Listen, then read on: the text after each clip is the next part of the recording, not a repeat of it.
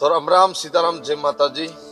હું છું ધ ભગત અને આજનો આ વિડીયો આમ તો ઘણા લોકોએ મને એવું કીધું કે તમારે લોગની ચેનલ છે, તમે તમારી લાઈફના વિડીયો મૂકો છો, તો આવા વિડીયો જનરલી તમારે રાજકારણ મૂકવા ન જોઈએ. પણ કાલ જે ન્યૂઝ જોયા કાલના અને ભારતીય જનતા પાર્ટી એમની સાથે જે થયું અને ઈ જોયું ને ત્યારે સાલી એક વાત ઈ સમજાણી મને કે 8મા અને 10મા ધોરણમાં પાઠ્ય પુસ્તકોમાં જે પાઠ આવતા હતા કે અકબર છે એ પૂર્ણ હિન્દુસ્તાનનો બાદશાહ બન્યો હતો. આ અંગ્રેજોએ 800 વર્ષ સુધી કે એટલા વર્ષો સુધી, હજારો વર્ષ સુધી હિન્દુસ્તાન ઉપર રાજ કર્યું હતું. સાલું કાલનું જે ન્યૂઝપેપર અને કાલના જે સમાચાર જોયા અને કાલની જે પરિસ્થિતિ જોઈને ત્યારે અમે જે 8મા 10મા ધોરણમાં જે ભણતા ને એ વાત મને આજે સમજાણી છે કે હિન્દુસ્તાન ઉપર આ લોકોએ એટલા વર્ષ રાજ હું કામ કર્યું. ઝાંસીની રાણી શું કામ ફસાણી, ઝાંસીની રાણી શું કામ મરાણી, છત્રપતિ શિવાજીનો દીકરો સંભાજી રાજે એના વેતવેત જેવડા કટકા કરી અને નદીમાં શું કામ ફેંકાણા. મહારાણા પ્રતાપ છે, મહારાણા પ્રતાપે એટલા વર્ષ શું કામ વનસ્પતિના વૃક્ષોની પાંદની અંદર ભોજન લેવું પડ્યું. નકર સાલી આપણે આવી આપણી કોમ છે ભલા માણસ. તમે વિચાર તો કરજો કે 100ની અને હજારોની ફોજ હતી આપણી, એની લાખોની ફોજને ધમરોડી છે ભર બજારે. એક ક્ષત્રિયો છે આ દેશની અંદર, એવા રાજપૂતો છે, એવા લડવૈયા છે, અને એમાં જે માણસ જે એક બુઢો હિન્દુસ્તાન માટે થઈ અને દેશ માટે થઈને લડે છે, ઈ માણસ પોતાની બહુમતી દેશમાં નથી લાવી શકતો. અને એમાંય યુપી ભલા માણસ, તમને તો ધિકાર છે તમારી ધૂળ ઉપર કે તમારી, હું તમને કયા શબ્દોમાં મારે કેવું ભાઈ. જે જગ્યા ઉપર અયોધ્યા રામ મંદિર બન્યું છે, વર્ષોથી જેની હું તમે વાત જોતા હતા, એ રામ મંદિર, રામલલ્લાનું મંદિર અત્યારે જ્યાં ઊભું છે એ અયોધ્યાની અંદર ભલા માણસ તમે ભાજપને અને હિન્દુસ્તાનની આ સરકારને તમે નથી લાવી શકતા. ધિકાર છે ભલા માણસ તમારી ઉપર. અને લાખ લાખ વંદન છે ગુજરાતની ધરતીને, એમપીની ધરતીને, આ દિલ્હીને લાખ લાખ વંદન છે ભલા માણસ કે જ્યાંથી હિસાબ તો કરો કેટલી કેટલી સીટો લઈ આવી અને આ સરકારને દીધી છે. હાર્યો નથી નરેન્દ્ર મોદી, હાર્યો નથી, ભાજપ હારી નથી, પણ એને એક જે એને સ્વાભિમાન હતું, એના દિલમાં એક જે અભિમાન હતું ને કે હું મારે દેશ માટે થઈને લડું છું, આગળ પાછળ એને તો કઈ છે નહીં. યોગી આદિત્યનાથ, હું એને ક્યાં એને ભેગું, એના ભલા માણસ એના જબામાં ગજવું નથી, એને ક્યાં તમારું ભેગું લઈને જવાનું છે. અને એ રાજ્યની અંદર એની સરકાર ન આવે જ્યાં અયોધ્યાનું રામ મંદિર સ્થાપિત થયું છે. ઈ માણસ હારશે નહીં, ઈ માણસ હાર્યા નથી, સરકાર એની બની જાય. પણ માઇક ની અંદર જાડી ફાડીને જે કહેતા હતા ને કે હું યોગી આદિત્યનાથ કે હું નરેન્દ્ર દામોદર દાસ મોદી, ઈ એને હે ને ખટક છે, ઈ એનું સ્વાભિમાન છે ને મરી જાય. એને એમ હતું 400 પાર નો નારો એમને એમ નતો એને લગાડ્યો, બુદ્ધિશાળી માણસો છે. ઇસ બાર 400 પાર એમને એમ નતું કીધું, એને મારા અને તમારા ઉપર ભરોસો હતો કે આ દેશ માટે થઈ અમે એટલું કર્યું છે, દેશ અમારી માટે થઈ અને એક મત તો જરૂર આપશે. માફ કરજો, હું કોઈ રાજકીય પક્ષનો માણસ જ નથી. તમે જોઈ લેજો મારી ગાડીમાં કે મારા કોઈ પણ વિડીયો ની અંદર કે કોઈ પણ મારી ઇન્સ્ટાગ્રામ ની રીલ ની અંદર મેં કોઈ દી બીજેપી શબ્દ કોઈ દી લગાડ્યો નથી. પણ હું એક હિન્દુવાદી માણસ છે, હિન્દુત્વને ચાહવા વાળો માણસ છે, હિન્દુસ્તાનને ચાહવા વાળો માણસ છે. એટલે મને દુઃખ થયું ને એટલે ઘણા લોકોએ મને ના પાડી કે આવા વિડીયો તમારે ન બનાવવા જોઈએ. અને તારે એક ક્ષત્રિયના દીકરા તરીકે મને એમ થયું કે આજ 70 વર્ષનો એક બુઢો માણસ ભારતીય જનતા પાર્ટી જે હિન્દુત્વ માટે થઈને લડે છે, એટલા ભાષણ આપે છે, એટલો સમય આપે છે, અને એની હારે જયારે આવું થાય ત્યારે ભલા માણસ અમે એક વિડીયો એનો બનાવીએ ને તો અમને અમારી વાણી લાગે. નકર અમે કલાકાર છે, હું સાહિત્યકાર દરજાનો માણસ છે, અમારે જે તે ગમે ત્યારે બફાટ ન કરી નખાય. જે કઈ થયું હોય, પણ આજે એ વાતનું પ્રમાણ મળી ગયું છે કે પૃથ્વીરાજ ચૌહાણ છે એ શું કામ મરાણો હતો. પૃથ્વીરાજ ચૌહાણની આંખો શું કામ મોહમ્મદ ગોરીએ કાઢી હતી.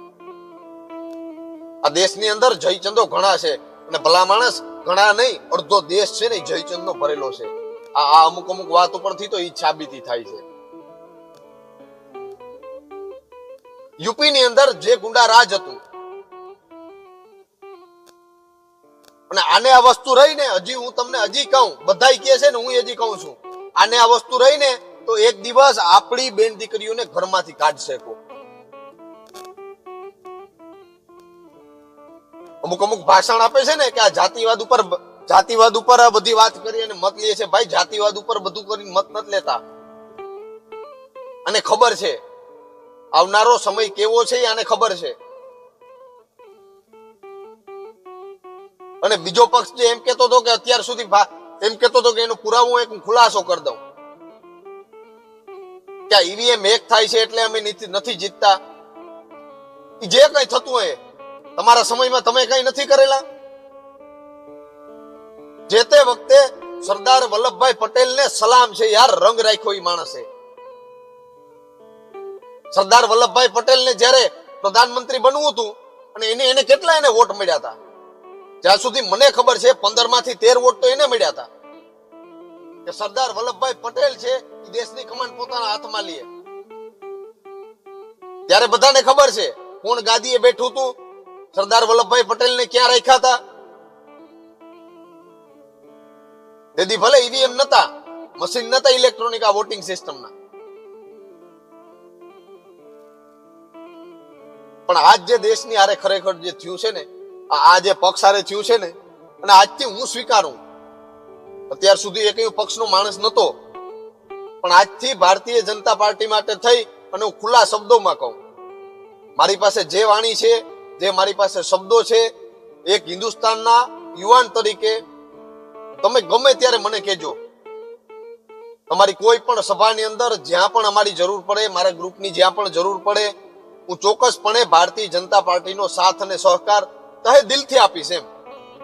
અને કદાચ એમાં મરવું પડે તોય મંજૂર છે, એમાં જે રીતે જીવવું પડે એ મંજૂર છે. દેશ માટે થઈ અને જે સરકાર લડે છે, દેશ માટે થઈ અને મારી તમારી બેન દીકરીઓ માટે થઈ અને જે સરકાર લડે છે, ભલા માણસ એને તમે આજ હરવવા બેઠા છો. એક હિન્દુ થઈને હરવવા બેઠા છો. પક્ષ વગરનો માણસ થઈને હું તમને આ વાત કહું છું. મારે કોઈ પક્ષ સારે લેવા દેવા નથી, પણ આ જે યુપી ની અંદર અને જે અમુક જગ્યાએ જે થયું છે ને, માણસના સ્વાભિમાન તમે તોડી નાખ્યા છે.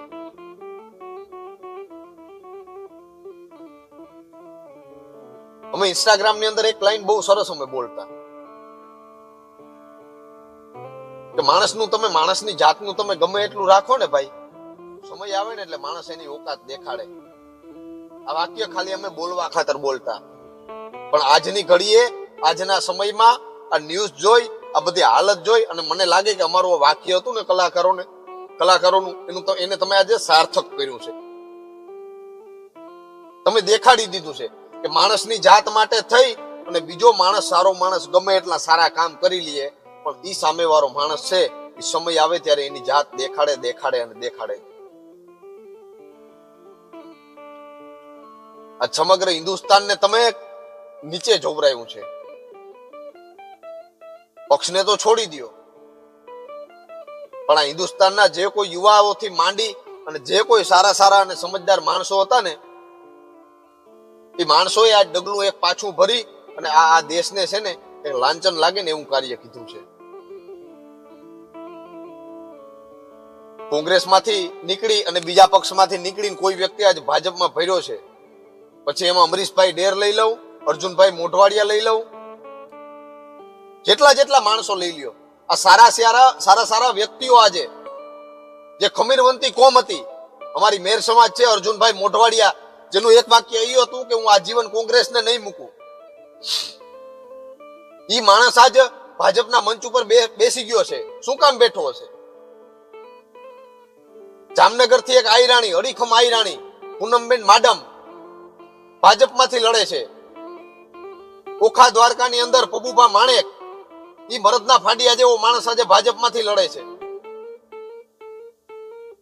આ શું કામ લડે છે? કોકની વિચારજો તો ખરી. કારણ કે અમારા બાપ દાદાઓએ અંગ્રેજોની સામે, મુગલોની સામે તલવારો હાકી છે. અમને ખબર છે કે આ પક્ષમાં રહેવું, એકજૂટ થઈને કેમ રહેવું. ઈ ઓખા મંડળ છે ને, ઓખા મંડળમાં જાણે છે. દ્વારકાનું દેવળ જેથી પાડવા આવ્યા હતા ને, તેથી વાઘેરોના દીકરા, ક્ષત્રિયોના દીકરા એ જગ્યા ઉપર કપાણા છે. દીકરાના ખોરા બાપના માથામાં પડતા હતા અને બાપના માથા છે ને એ દીકરાના ખોરામાં પડતા હતા. એટલે એને ખબર છે કે અમારે કયા પક્ષને જીતાડવો. આ દેશને અડીખમ રાખવા માટે થઈ. ભેર સમાજની કોમ છે એ લડેલી છે, આહિર સમાજની કોમ છે એ લડેલી છે. રાજપૂતો, ક્ષત્રિયો લઈ લ્યો, દરબારો લઈ લ્યો, માલધારી લઈ લ્યો, ચારણ લઈ લ્યો, આ બધાય લડેલા છે.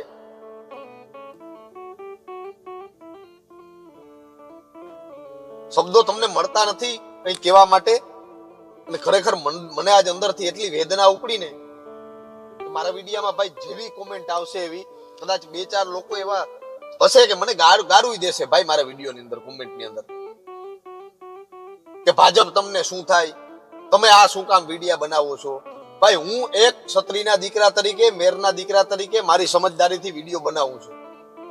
અને ફરી વખત કહું છું, જ્યાં પણ અમારી જરૂર પડે યુવાનોની, ખાસ કરીને આ બાજુના યુવાનોની અને અમારા ગ્રુપની, ચોક્કસ ભાઈ અમને યાદ કરજો.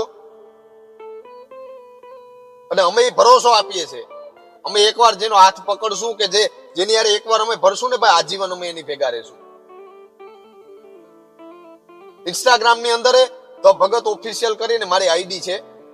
કોઈ પણ લોકોને મારું કામ હોય ભાઈ, હારું હાતું મને તમે મેસેજ કરજો ચોક્કસ મારા આઈડી ની અંદર. અઠવાડિયા સુધી હું બધી રિક્વેસ્ટ જોઈશ. લોકો મને શું કહેવા માંગે છે એ પણ મારે જોવું છે. તાજુ તમને કઈ કેવું નથી, પણ આજ અમને ખરેખર એ વાતનું પ્રમાણ એક મળી ગયું છે કે આ બધા જે માણસો હતા ને, મહારાણા પ્રતાપ જેવાન, છત્રપતિ શિવાજી જેવાન, ઝાંસીની રાણી જેવાન, રાણા સાંગા જેવાન, આ બધા શું કામ ક્યારેક ક્યારેક ઝૂક્યા તો નતા જ, પણ આ લોકો શું કામ દુશ્મનના ચક્રવ્યૂહનો ભોગ બન્યા હતા. અને શું કામ એને પોતાની આંખો કાઢી અને પૃથ્વીરાજ ચૌહાણ જેવાને આપવી પડી હતી. હજી આ સમય છે મારા ભાઈ, સમજી જાજો. એક સમય એવો આવશે ને કે રોવા સિવાય મારી અને તમારી પાસે કઈ ન હોય. જાજુ કઈ કેવું નથી, પણ બસ વીર વચરાજ બધાને સદબુદ્ધિ આપે, માં ભગવતી બધાને સદબુદ્ધિ આપે. જય વીર વચરાજ, જય શ્રી રામ.